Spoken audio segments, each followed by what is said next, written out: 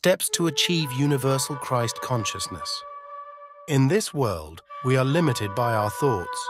It is natural for us to be partial to our ideas, but because of this partiality, we often fail to recognize that the ideas of others may be greater and better than ours. When we learn to have an open mind, free of preconceived notions about anything, we acquire understanding and wisdom. A person is mentally free when their judgment is no longer influenced by the prejudices, traditions, and conventions imposed by the racial, national, and familial environment. In the West, we sit on chairs. In the East, we sit on the floor because the climate is extremely hot and the air near the ground is cooler. However, we cannot say that everyone should sit on the floor just because the East finds it more comfortable to do so. Customs and national conventions significantly limit our views. As individuals, we are to some extent limited by our desire to do whatever contributes to our personal well-being. Thus, every human being is more or less enclosed behind the fence of their selfish desires and experiences. By expanding the range of their experiences, their consciousness begins to extend. It is like an elastic band that can be stretched infinitely without breaking. Learning to love our relatives is simply an exercise aimed at extending our consciousness. It is a preliminary practice to love everyone else as we love those who are considered ours. We must learn to regard our family and strangers in the same way, because all are children of God. He has given you a certain family, on the members of which you practice expanding your consciousness. When the husband serves the wife, and she serves him, each with the desire to make the other happy, the Christ consciousness, the loving cosmic intelligence of God that permeates every atom of creation, begins to express itself in their consciousness. However, if you limit your love to your family, you have only expressed that degree of Christ consciousness. If you love your neighbor as you love your family, your consciousness expands and you express a greater degree of Christ consciousness. When you feel for all people the love you feel for your loved ones, when you are willing to do for anyone else what you would do for those who belong to you, you are expressing Christ consciousness precisely. Therefore, the first step towards Christ-like altruism is to expand your consciousness to include the interests and well-being of your neighbor. It is not necessary to give away everything, but you should have an intense desire to help others and be mentally and physically prepared, when the occasion arises, to do for your neighbor what you would do for yourself. You can do this, but you do not. Every time you find a lonely heart or a brother crying by the roadside, and your heart reaches out to that soul, your consciousness touches Christ consciousness. Selfishness works against our own interest and is therefore an unwise behavior in any relationship or pursuit. Many customs in India offer a wonderful practice in expanding consciousness through altruism. The mother never eats until the children and father have had their food.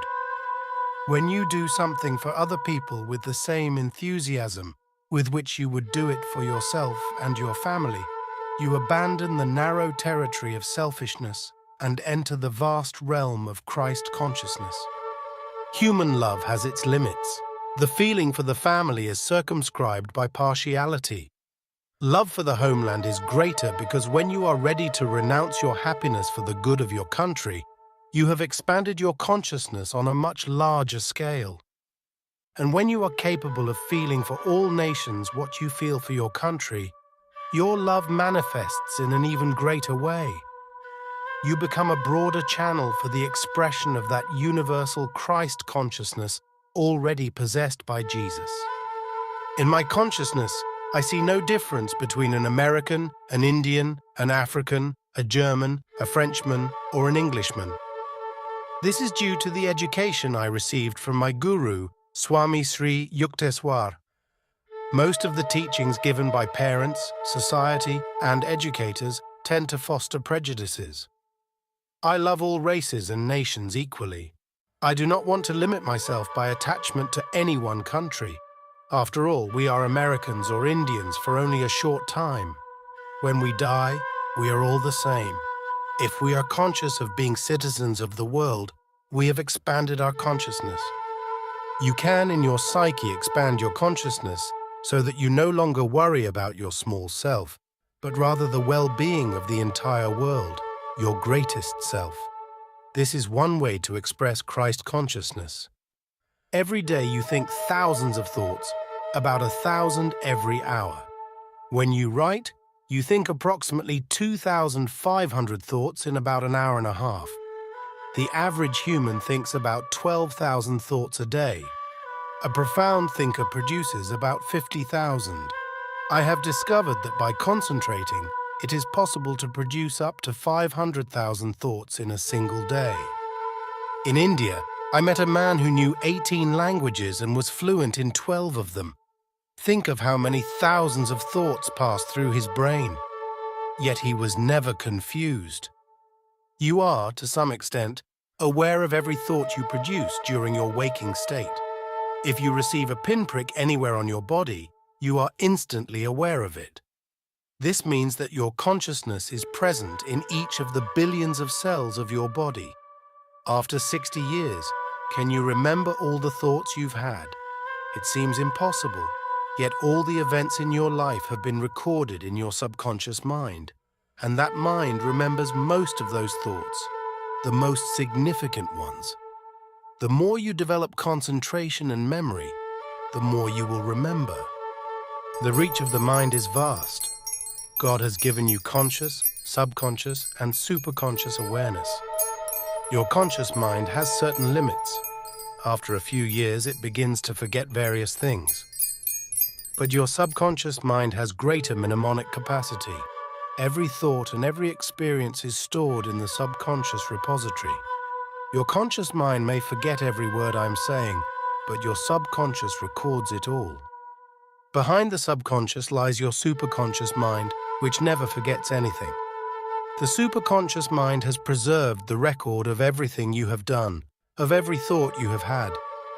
When death comes, all these thoughts and experiences flash through your mind before you leave the body. The strongest impressions determine the environment and habits of your next life. The thought with which a dying person leaves their body determines, due to its long stay in the body, their future state of existence. Bhagavad Gita, chapter 8, verse 6.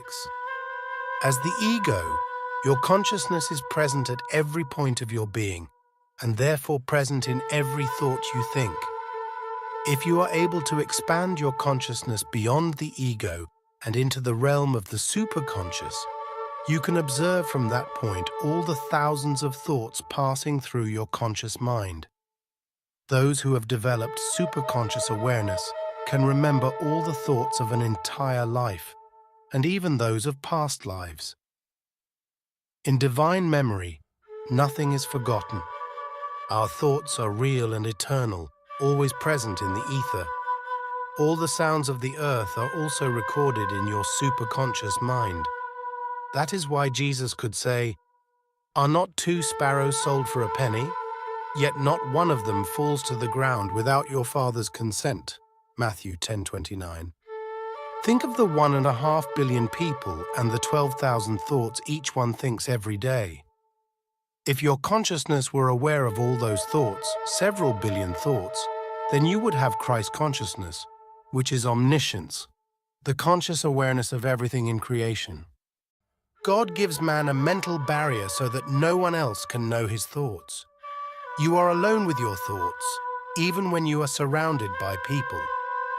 Even those who possess Christ consciousness do not intrude into the thoughts of others unless they have been instructed by God to guide others, and they have been asked by their disciples to take this liberty in order to help them perfect their sadhana.